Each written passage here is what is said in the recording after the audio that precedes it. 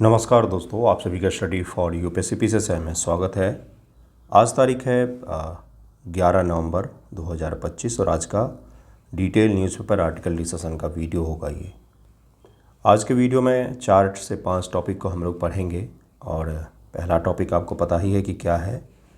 इस पूरे सिचुएशन को मैं समझाने का प्रयास करूँगा कि क्या है ये, और कुछ टर्मिनोलॉजी हैं जहाँ से आपको समझना पड़ेगा क्योंकि सवाल जो है वो वहीं से पूछे जाएंगे। कल शाम में 6:58 पर दिल्ली के लाल किला के समीप में ही, ये अगर लाल किला है तो इसके ठीक सामने से यहाँ से रोड जाती है। यहाँ से ये पूरा चांदनी चौक का इलाका है, बहुत बड़ा मार्केट है। शादियों का सीज़न होता है तो यहाँ पर बहुत भीड़ भाड़ होती है। वैसे बिना सीज़न के भी ये बहुत ज़्यादा भीड़ भाड़ वाला इलाका है, टूरिस्ट और सामान्य लोगों से भरा पड़ा रहता है। तो यहीं पर ये जो सड़क जा रही है, हाईवे, यहाँ पर सिग्नल है, यहीं पर ब्लास्ट हुआ है।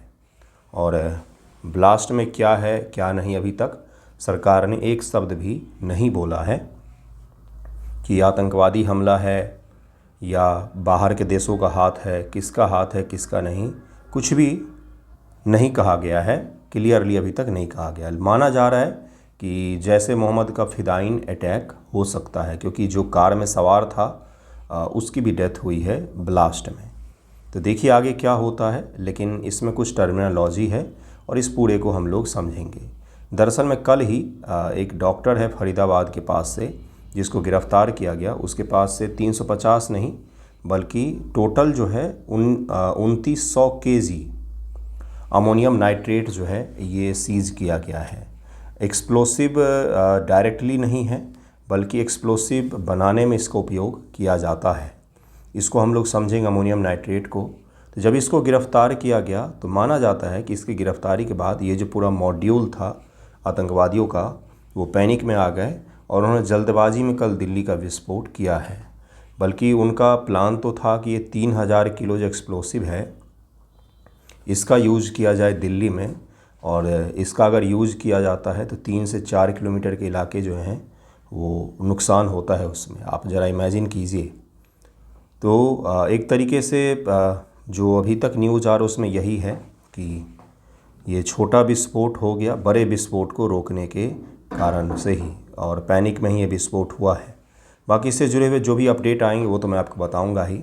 आज का न्यूज़ क्या है, तो सबसे पहले हम लोग अमोनियम नाइट्रेट के बारे में समझेंगे जो आपके प्रीलिम एग्ज़ाम में पूछा जा सकता है। उसके अलावा एक और बहुत बड़ी घटना हुई है, मीडिया या न्यूज़पेपर में उसको ज़्यादा हाईलाइट नहीं किया गया, लेकिन वो इससे भी बहुत बड़ी घटना है। वो है जीपीएस स्पूफिंग।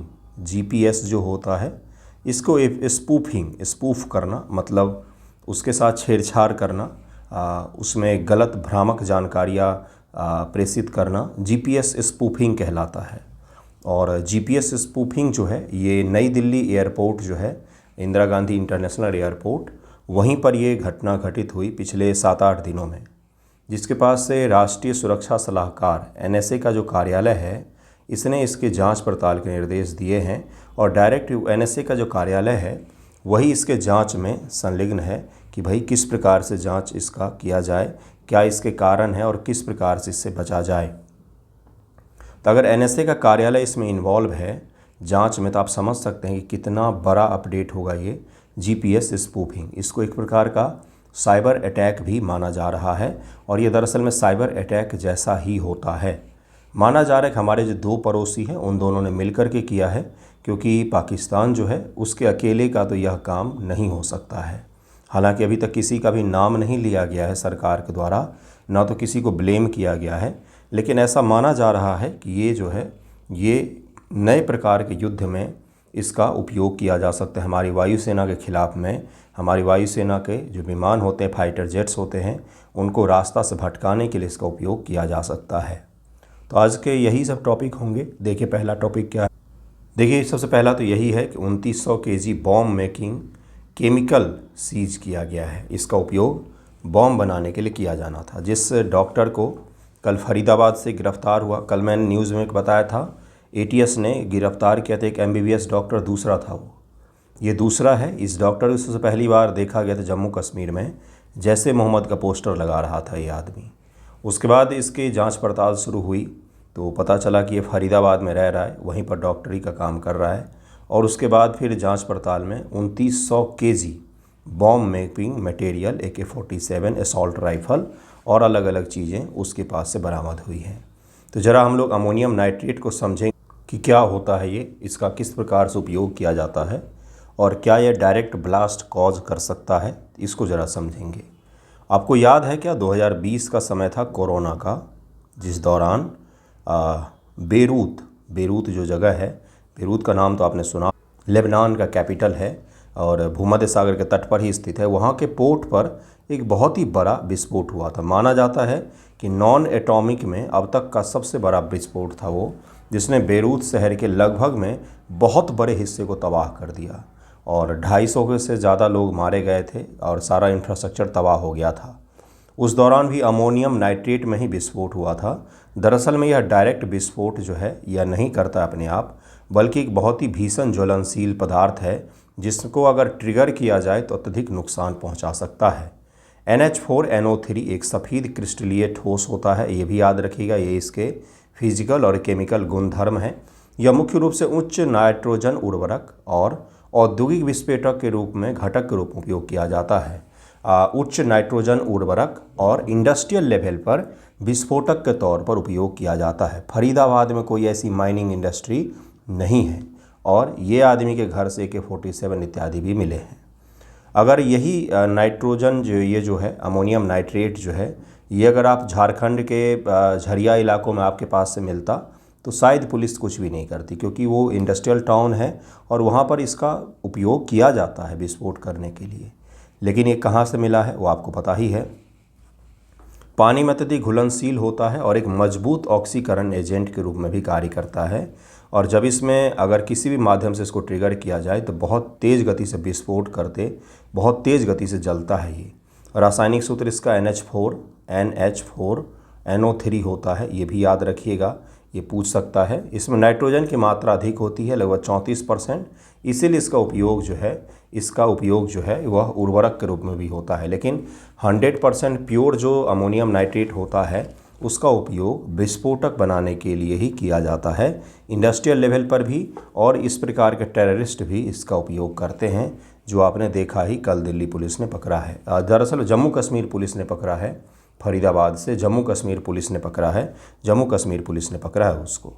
विस्फोटक एक खनन उत्खनन इस्तेमाल होने वाले कई औद्योगिक विस्फोटक, विशेष रूप से ANFO अमोनियम नाइट्रेट ईंधन तेल का एक प्रमुख घटक होता है और इसका अन्य उपयोग भी है, जैसे नाइट्रस ऑक्साइड इत्यादि के उत्पादन में भी इसका उपयोग किया जाता है। पानी में अत्यधिक घुलनशील है, पानी में इसके घुलने की प्रक्रिया उष्ण शोषक, गर्मी सोखने वाली होती है, जिसका उपयोग इंस्टेंट कोल्ड पैक बनाने में किया जाता है। किसी चीज़ को तुरंत ही ठंडा करने के लिए अगर कोल्ड पैकेज चाहिए तो उसमें भी इसका उपयोग किया जाता है। खतरे और सावधानियां भी होती हैं। अब ज़रा RDX के बारे में हम लोग समझ लेंगे, क्योंकि ये बहुत ज़्यादा चर्चा में है। उसके बाद GPS स्पूफिंग मैं आपको समझाऊंगा। RDX का जो सामान्य में नाम कहा जाता है वो है रिसर्च डिपार्टमेंट एक्सप्लोसिव, यही इसका नाम कहा जाता है। वैसे इसका रॉयल डिमोलिशन एक्सप्लोसिव ये इसका नाम है। बहुत ही खतरनाक होता है और सामान्य तौर पर उपयोग किया जाता है मिलिट्री के द्वारा ही, आर्मी के द्वारा ही, डिफेंस क्षेत्र में ही इसका उपयोग किया जाता है।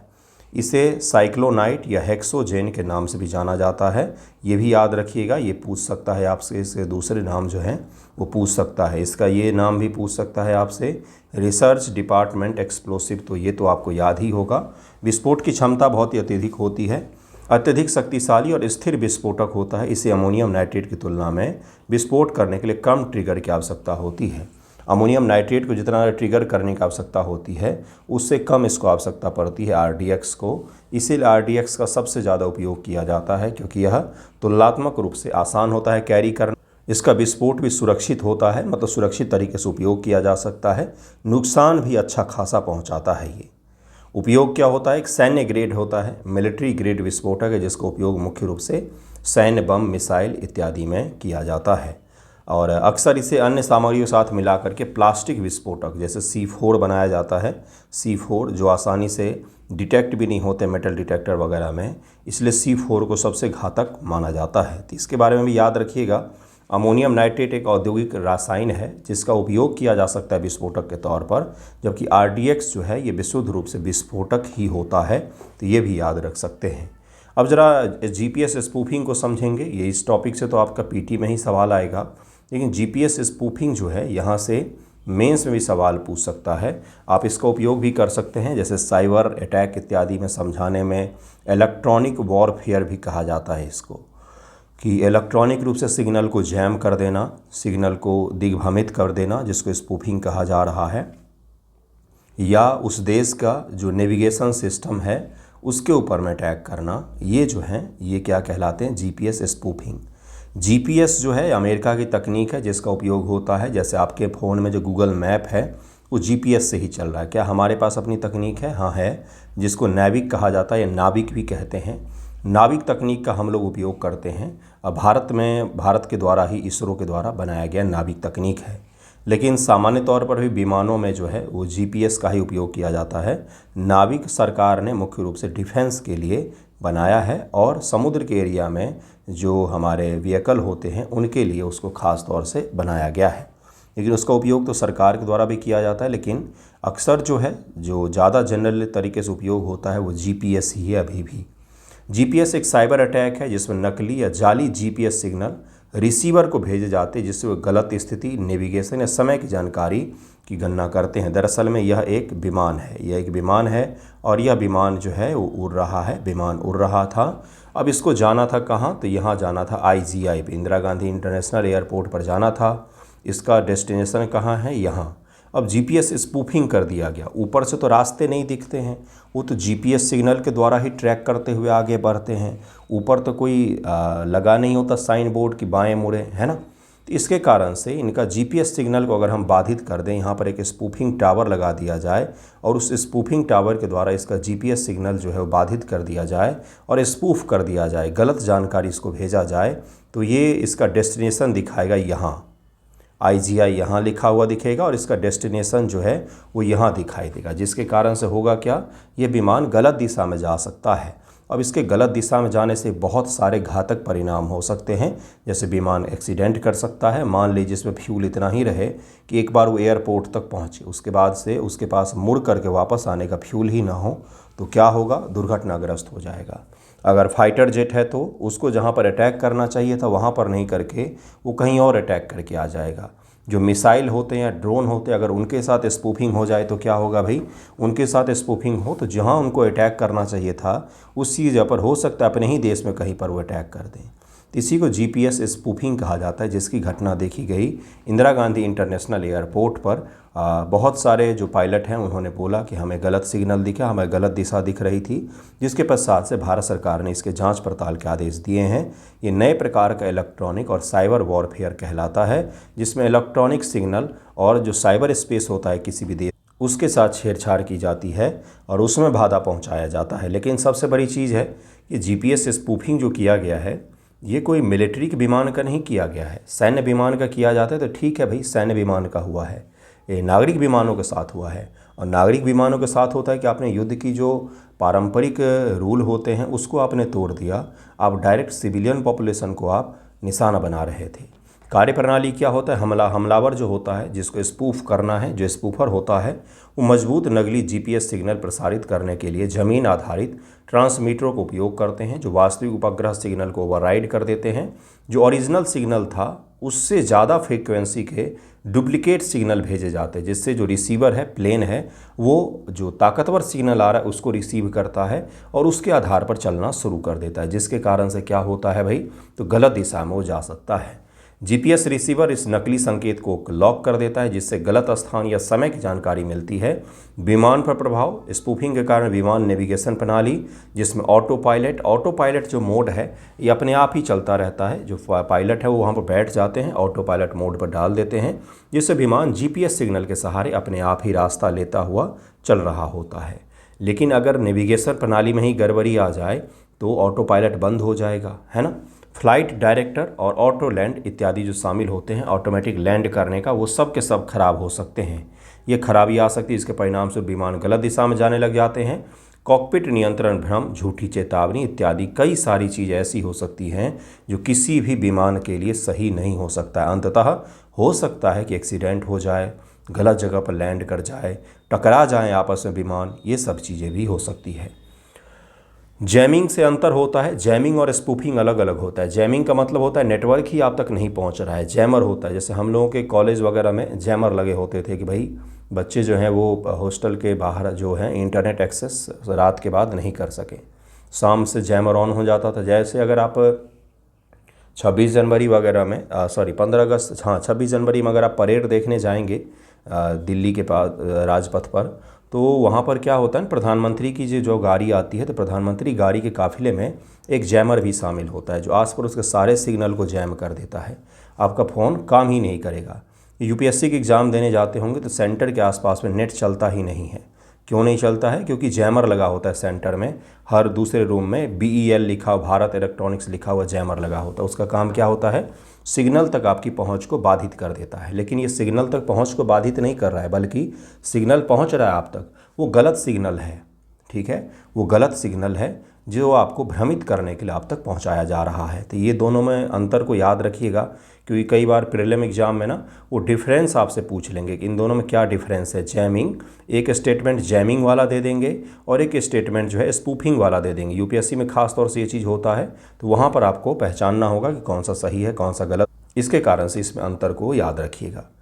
सामान्य उपाय क्या है? इनर्शियल रेफरेंस सिस्टम, जैसे मजबूत बैकअप नेविगेशन प्रणाली स्पूफिंग के दौरान वैकल्पिक स्थान डेटा प्रदान कर सकता है। लचीलापन बढ़ाने के लिए एंटी स्पूफिंग प्रौद्योगिकी, जैसे मल्टी कंसल्टेंट, मतलब क्या होता है कि अपना आप जीपीएस के अलावा अपने, जैसे कई सारे जो मैंने देखे इस मुद्दे को सर्च किया पढ़ाने से पहले, तो उसमें था कि इससे बचने का तरीका ये है कि आपके पास में अलग अलग रिसोर्स होने चाहिए जीपीएस के अलावा भी, जैसे नाविक होना चाहिए या कोई और यूरोपियन सिस्टम है तो उसका उपयोग करें, जिससे अगर एक स्पूफिंग हो रही है तो आप दूसरे पर जा सकें, जिससे क्या हो भाई परिवहन में कोई बाधा उत्पन्न ना हो। परिवहन में तो फिर भी चल जाएगा। ज़रा इमेजिन कीजिए अगर युद्ध के मैदान में ये चीज़ हो जाए तो क्या होगा, बहुत विध्वंसक इसके परिणाम हो सकते हैं। और ये चीज़ होगा ही, क्योंकि आज के ज़माने का युद्ध का यह हिस्सा होगा जीपीएस स्पूफिंग, जैमिंग इत्यादि इत्यादि। विमानन और नेविगेशन सबसे खतरनाक प्रभाव में से एक क्या है? तो सुरक्षा जोखिम। विमान, जहाज़, स्वायत्त वाहन जो होते हैं ये टकरा सकते हैं, गुमराह हो सकते हैं, रास्ता भटक सकते हैं।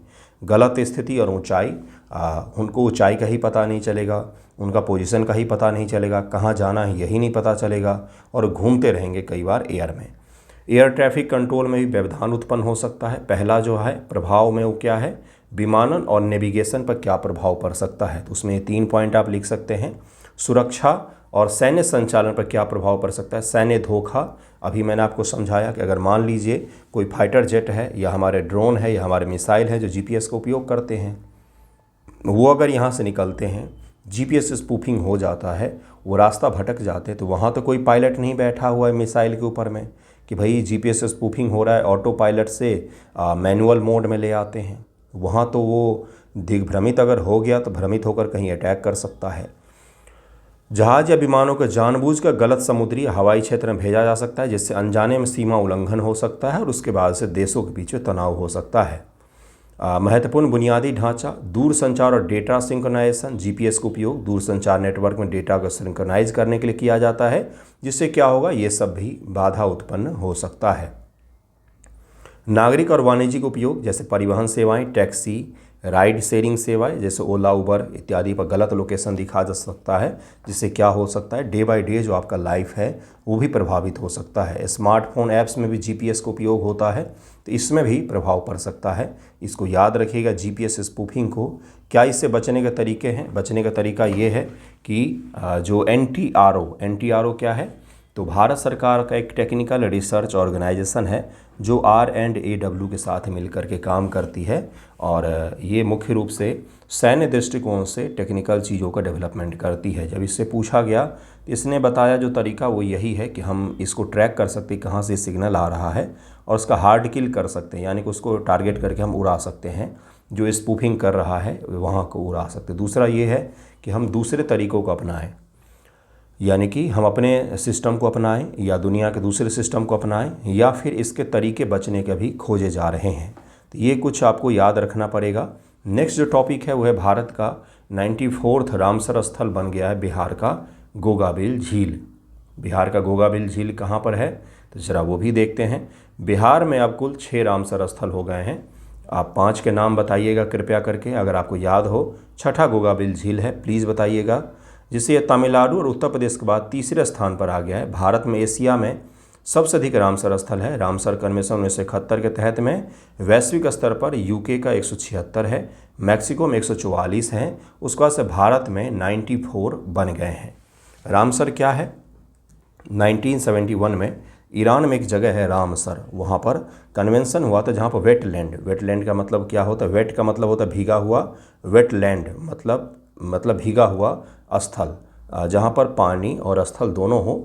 वैसे स्थलों को सुरक्षित करने के लिए यह एक क्या है तो यह एक समझौता है, रामसर समझौता जिसको नाम दिया गया है।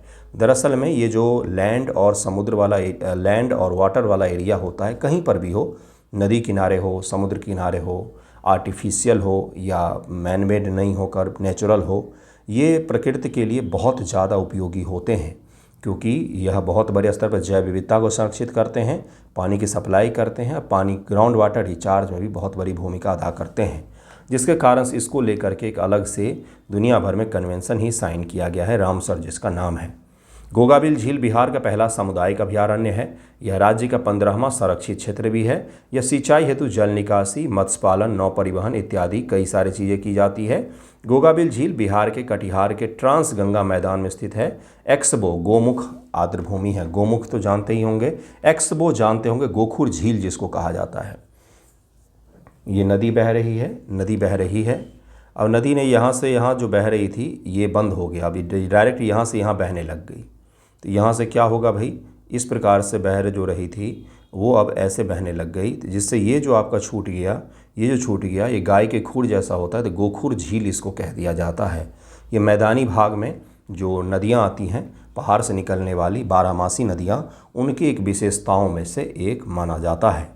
इसके उत्तर पूर्व में महानंदा नदी और दक्षिण में गंगा नदी प्रवाहित होती है। गोगाबिल झील एक स्थलीय जलाशय है, अस्थायी जलाशय। गर्मियों में सिकुड़ता तो है लेकिन पूरी तरह से कभी भी नहीं सूखता है, और यहाँ पर बरसात के मौसम में खूब सारा जल भी इकट्ठा हो जाता है और बहुत बड़े स्तर पर जैव विविधता को भी पोषित करता है, जिसके कारण से इसको महत्वपूर्ण माना जाता है। इसको जरूर ही याद रखिएगा, इसके बारे में आपसे पूछा जा सकता है, जरूर याद रखिएगा। नेक्स्ट टॉपिक है मालाबार सैन्य अभ्यास के बारे में हम लोग देखेंगे। मालाबार सैन्य अभ्यास क्वाड का है। क्वाड में कौन कौन से देश हैं तो भारत है, ऑस्ट्रेलिया है, इंडिया है, ऑस्ट्रेलिया है, जापान है और यहाँ से यूएस है ना। तो इस प्रकार से इसको क्वाड कहा जाता है। तो ये क्वाड का ही सैन्य अभ्यास है जो कहाँ पर आयोजित हो रहा है तो यह गुआम के पास में आयोजित हो रहा है, प्रशांत महासागर में, उत्तरी प्रशांत महासागर में गुआम के पास में हो रहा है। वेरी वेरी वेरी इंपॉर्टेंट, जरूर याद रखिएगा। गुआम जो प्रशांत महासागर में स्थित एक अमेरिकी क्षेत्र है, अपनी पूर्वी एशिया और दक्षिण चीन सागर जैसे विवादित जल क्षेत्रों को निकटता के कारण से राजनीतिक रूप से अत्यंत महत्वपूर्ण रहता है, और यहीं पर मालाबार अभ्यास 2025 का आयोजन हो रहा है। इस वर्ष के मालाबार सैन्य अभ्यास से भारत का प्रतिनिधित्व INS सह्याद्री के द्वारा, यह प्रीटी एग्जामिनेशन में पूछा जा सकता है, जो एक स्वदेशी रूप से डिजाइन किया गया स्टेल्थ गाइडेड मिसाइल फ्रिगेट है और ये वहाँ पर भाग ले रहा है। मालाबार सैन्य अभ्यास के बारे में, यह कब से तो 1992 में भारत और अमेरिका के बीच एक द्विपक्षीय नौसैनिक अभ्यास के रूप में शुरू हुआ था। 1992, यानी कि कितने वर्ष हो गए इसको, 35 वर्ष करीब में हो गए हैं, 33 वर्ष। जापान ने वर्ष 2015 में इसमें भाग लेना शुरू किया। ऑस्ट्रेलिया 2020 में शामिल होकर इसके क्वाड ढांचे के 4 देशीय अभ्यास बना दिया गया। पहले यह द्विपक्षीय था, फिर त्रिपक्षीय हुआ, अब जो है 4 देश इसमें भाग लेते हैं, जो चारों के चारों क्वाड में शामिल हैं। और यह इंडो पैसिफिक रीजन में इस अभ्यास को काफ़ी ज़्यादा महत्व दिया जाता है, क्योंकि चीन को काउंटर करने के लिए इस अभ्यास की ज़रूरत मानी जाती है। इसको भी याद रखिएगा, कहाँ पर हुआ है, क्या हुआ है, किसने भाग लिया है, कब से शुरू हुआ है, ये सब कुछ मैंने आपको बता दिया है। तो आज का वीडियो तो यहीं पर एंड होता है। अगर कोई बड़ा टॉपिक है जैसे COP30 है, वो मैं आने वाले वीडियोज़ में डिस्कस करूँगा, कृपया करके तो ध्यान से पढ़ें। आपका रिजल्ट जो है कल परसों में संभावित है। आज तो अब मुझे नहीं लग रहा आज चांस है, क्योंकि आज इलेक्शन है बिहार में, तो देखिए कब आता है। सामान्य तरीके से अगर आप पढ़ते रहेंगे तो कल नहीं आएगा रिजल्ट, तो आपका अगले साल नाम होगा, क्या पता मेंस देने वालों में या फाइनल सिलेक्शन में। पढ़ाई मत छोड़िएगा किसी भी स्थिति में। अगर आपको इस फील्ड में रहना हो तो कुछ भी ऐसा घटित हो जाए, पढ़ाई नहीं छोड़नी है ना, जिससे आपको कुछ ना कुछ प्राप्त जरूर ही होगा। थैंक यू सो मच आप सभी का।